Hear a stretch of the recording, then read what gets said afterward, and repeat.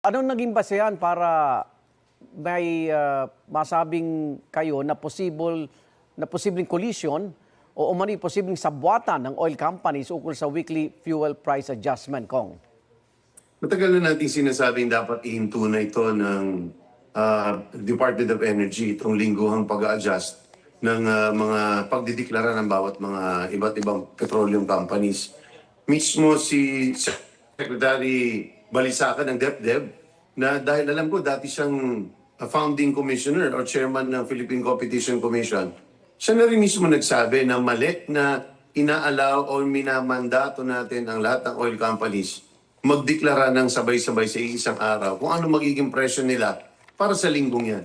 Pag tinignan mo yung DOE website, Igan, pare-pareho to the last centavo ang kanilang price adjustments every week. Maliit o malaking kumpanya. Ang katanungan doon, pare-pareho ba yung modelo nila? So, itong requirement na ginagawa ng DOE, sabi nga ng DepDev o ng dating NEDA Secretary ay ini-encourage mismo ng gobyerno na mag-cartelize o magsabwatan sila para isa lang ang presyo.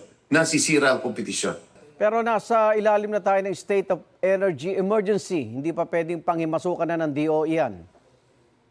Limitado ang kanilang kapasidad pagdating sa paglalagay ng price caps. At alam natin ng price caps, ito rin ay nakita natin sa ibang bansa at sa karanasan, hindi siya nakabuti. Kasi kapag nagpa-price cap ka, pinipilit mong magbenta mas mababa, ang isang petroleum company, binili niya na 100, gusto mong magbenta ng 80, ang gagawin nila, magsasara. Oo. So mahirap ang price cap talaga. So ang kailangan lang nilang gawin is i-exercise nila yung power nila. Deregulation does not mean pwedeng magloko ang mga oil companies. Kailangan nilang tingnan yung anti-competitive, antitrust, at saka yung sabwatan na nakikita natin kaya namang ma-determine. Yun ang kailangang mandato i-perform nila.